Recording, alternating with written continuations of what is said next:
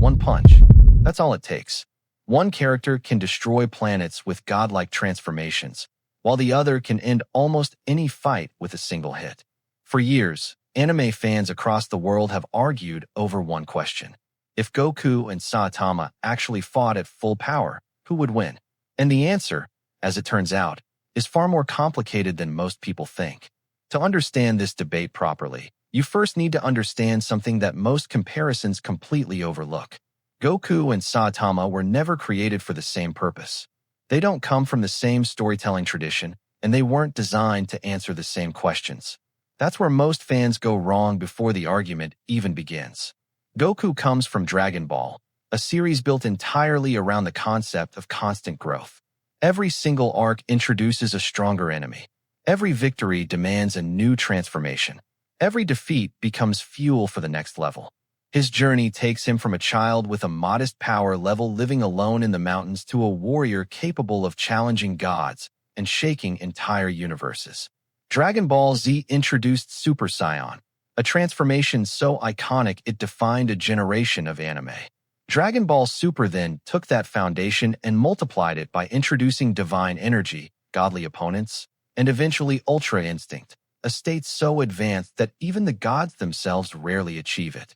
Goku's entire existence is built on the idea that the ceiling doesn't exist. Every time he reaches a limit, the story invents a new one for him to break. Saitama, on the other hand, comes from One Punch Man, a series that deliberately challenges everything Dragon Ball represents. His role isn't to struggle towards strength. It's to begin the story already stronger than almost everyone around him. He trained for 3 years, lost his hair, and became so powerful that the struggle itself disappeared. The challenge in his world isn't whether he can win. It's whether he'll ever find an opponent capable of making him feel anything at all. That's an entirely different kind of story. One hero climbs the mountain. The other reached the summit before the story even started. That's exactly why this debate has lasted for so many years. Fans aren't simply comparing two characters. They're comparing two completely different storytelling philosophies, two different answers to the question of what power even means in anime. And once we move beyond narrative intent and start examining actual feats, the discussion becomes even more interesting. Goku's achievements are easier to measure because Dragon Ball operates within a defined power system. During his battle with Beerus, the god of destruction, the shockwaves from their clashes were portrayed as powerful enough to threaten the stability of the entire universe. Other gods watching the fight were genuinely alarmed. That single sequence represented a massive leap from the planetary scale battles of Dragon Ball Z and demonstrated just how far the series had evolved from its early days. Later, Goku unlocked Ultra Instinct during the Tournament of Power, a state that allows his body to react independently of conscious thought. He wasn't thinking about dodging. His body was simply moving faster than his mind could process danger. That concept alone places him among the most technically advanced fighters in anime history. Beyond those peak moments, Goku possesses extraordinary durability, incredible combat intelligence, and decades of experience against opponents ranging from galactic tyrants to literal gods of destruction. He is trained in environments designed to push his body past its breaking point. He has died, returned, and come back stronger. He has mastered energy techniques so refined that he can sense the presence of fighters across entire solar systems.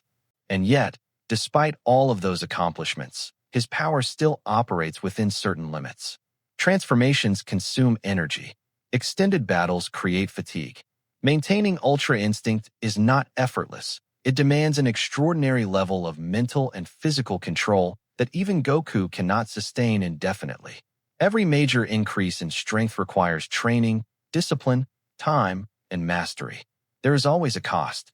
There is always a process. Goku is extraordinary, but he is extraordinary within a system that has rules, and those rules apply to him just as they apply to everyone else in his universe. Saitama presents a very different kind of challenge. At first glance, he appears deceptively simple, a bald man in a yellow suit whose fights almost always end in a single punch. His introduction is almost comedic. He defeats monsters that would destroy entire cities without breaking a sweat, without changing his expression, without even warming up.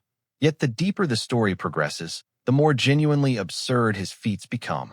During his battle against Boros, a villain described as the most powerful being his alien crew had ever encountered across thousands of worlds, Saitama was launched all the way to the moon and returned to Earth almost immediately without suffering any meaningful damage. He then ended the fight with a single casual punch that he himself described as not even his full effort. Later, the confrontation with Garu marked a genuine turning point for the series because it finally gave fans something they had wanted for years, a version of Saitama who was forced to engage in a genuinely escalating battle. While he still wasn't fighting at his absolute limit, the confrontation revealed more of his capabilities than any previous encounter. The fight expanded beyond planetary destruction and began exploring power on a scale that genuinely shocked longtime readers. One of the most astonishing moments occurred when Saitama casually sneezed mid-fight, and the resulting force blasted away a massive portion of Jupiter. What made that scene remarkable wasn't merely the scale of destruction. It was the fact that it wasn't intended as an attack at all. It was a sneeze. An involuntary, uncontrolled, completely accidental release of energy that casually damaged one of the largest planets in the solar system. More importantly, the Garu battle suggested that Saitama's strength was actively continuing to grow as the fight progressed. He wasn't drawing on a reserve of hidden power. He was simply becoming stronger in real time, mid-combat, without any formal transformation or ritual. This detail is crucial because it introduces the possibility that his growth rate itself may be one of his greatest abilities. At this point, the debate becomes significantly more complicated because we are no longer comparing measurable feats alone. We are comparing two fundamentally different character concepts operating under two different sets of rules. Goku exists within a system. There are power levels, energy types, transformation requirements, and a universe with established physical laws. His growth is extraordinary, but it follows a logic that can be tracked and estimated. Saitama exists as a parody protagonist, specifically designed to challenge the assumptions that traditional power-scaling stories rely upon. He doesn't follow the system because he was created to make fun of the system. Think about what that actually means in practice.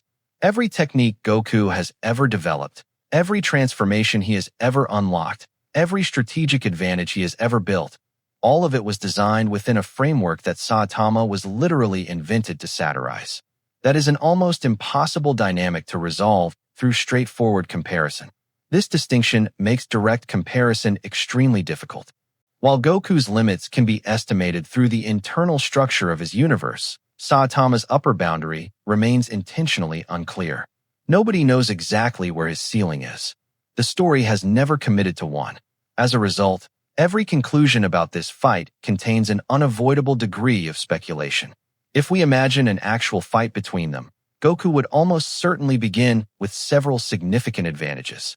His martial arts skill alone is among the finest ever portrayed in anime. He trained under Master Roshi, King Kai, and later refined his technique through battles that pushed him further than any training environment could. His battle experience spans decades of real combat against opponents who pushed him to his absolute limits and sometimes beyond them. His tactical intelligence, his variety of techniques, and his ability to read and adapt to opponents mid-fight are all far beyond anything Saitama has ever needed to demonstrate. Saitama has rarely needed strategy because he has rarely needed more than one punch.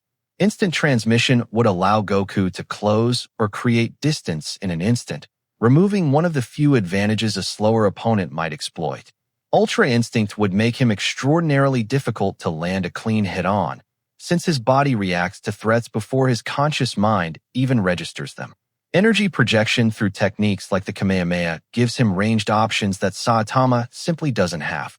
From the opening moments of any confrontation, Goku would be a genuinely dangerous and highly unpredictable opponent. However, the longer the battle continued, the more uncertain the outcome would become. Goku's growth depends on training, mastery, and the gradual unlocking of new transformations. Saitama appears capable of accelerating beyond his previous limits during combat itself, without transformation, without ritual, without any external trigger. The most dangerous scenario for Goku would be a prolonged fight against an opponent whose growth rate continuously and exponentially exceeds his own.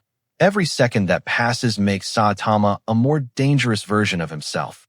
The question at the heart of this debate was never simply who starts stronger.